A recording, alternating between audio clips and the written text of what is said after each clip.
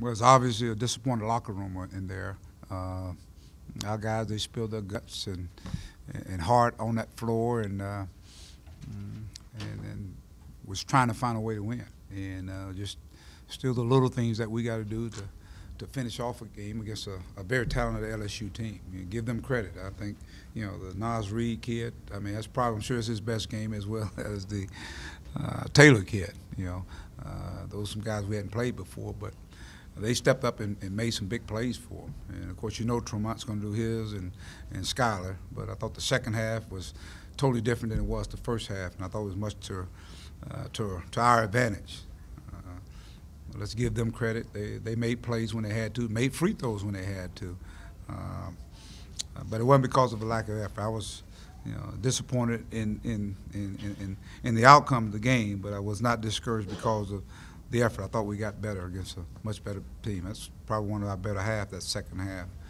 Got it into overtime, and we've had some overtime games. We lost one to Texas, I think, and we won one or something like that. But we talk about the game's going to come down to the little things, and it came down to the little things again. And I think the little things are execution, offensively and defensively.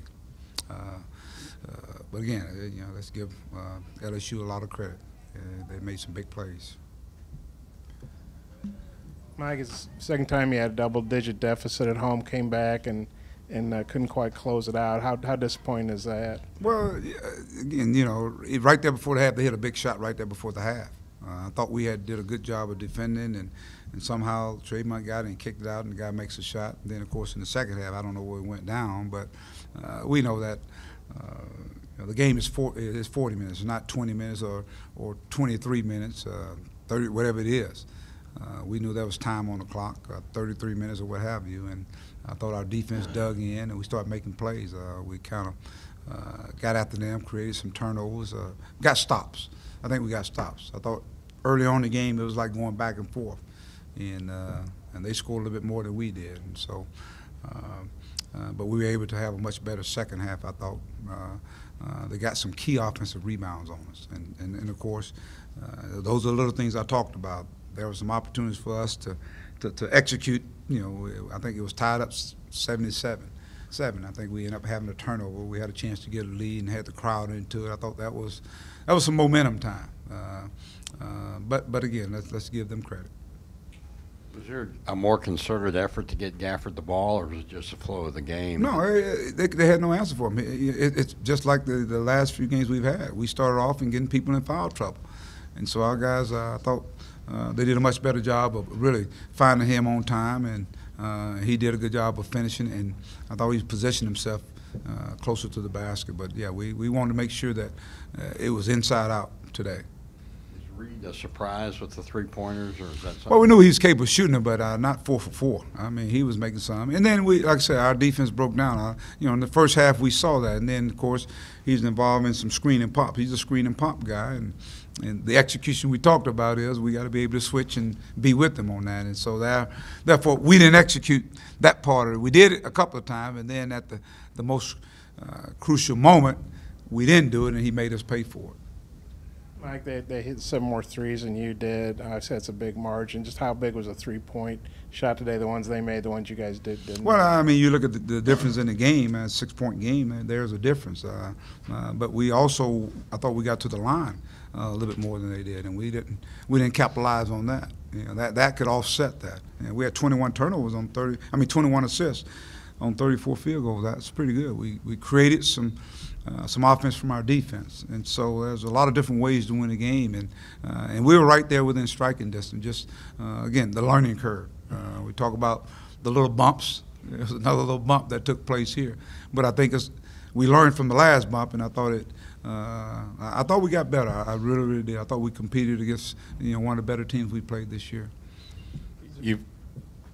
You've lost a couple here at home now, and now you've got to go out to play arguably the two best teams in the league on on the road. Just talk about the mindset these guys have to take, to be able to go down and compete. Well, it's a quick turnaround, Dudley, number one, and we just got to go play. That's all. Just go play, and we'll see what the outcome is. I think if we go with the same, the intensity, the same mindset that we saw, especially in that second half, I think we'll be okay. I think we play with anybody. Obviously, going to Tennessee, they're a very talented basketball team, but let it hurt to midnight, and then we'll get preparation in terms of getting ready for a very good Tennessee team. Every game in this league, that's how it's going to be. Every night, and we're seeing it.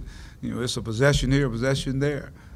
I think somebody lost on a buzzer beater today, and so it's our league is really, really good from top to bottom. I mean, people may think it's top heavy, but it's not. And so the schedule continues, and we just got to continue to try to get better. That's it. Mike, you've always had such a good home record, and this is 4 home losses already. I think it ties the most you've ever had here.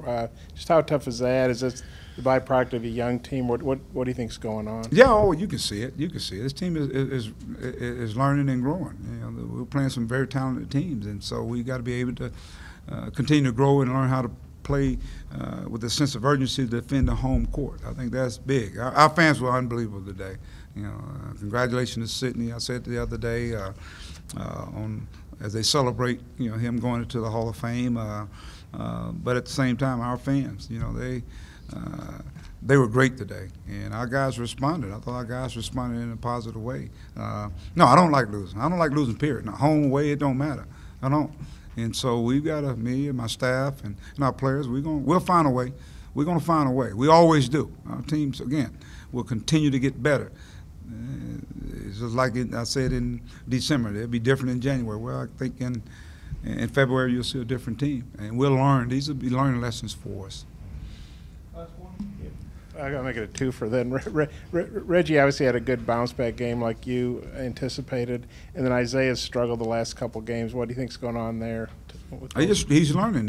He's being guarded. I mean, that's it. And strength is a factor, and so therefore our bench has got to step up and play. And I thought our bench played well. I thought Reggie came in and he got the minutes, and I thought he was able to go out and be productive in those minutes. I mean, he was active out there, blocking shots, rebounding.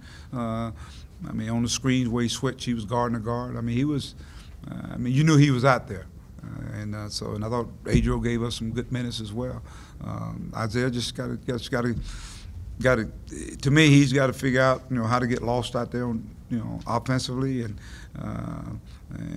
play a little strong. I think that's it. I just think the scouting is getting after him. But it's amazing because what has happened is that they're playing those guys so hard it allows Dan to do what he did today. It opened up the floor for us, and now you're starting to see guys cut and get in the lanes, and he's got to be able to get in there and finish. He cut to the hole a couple of times, and I think they swatted him down. Didn't get a foul at all, but he's learning. I think he's learning.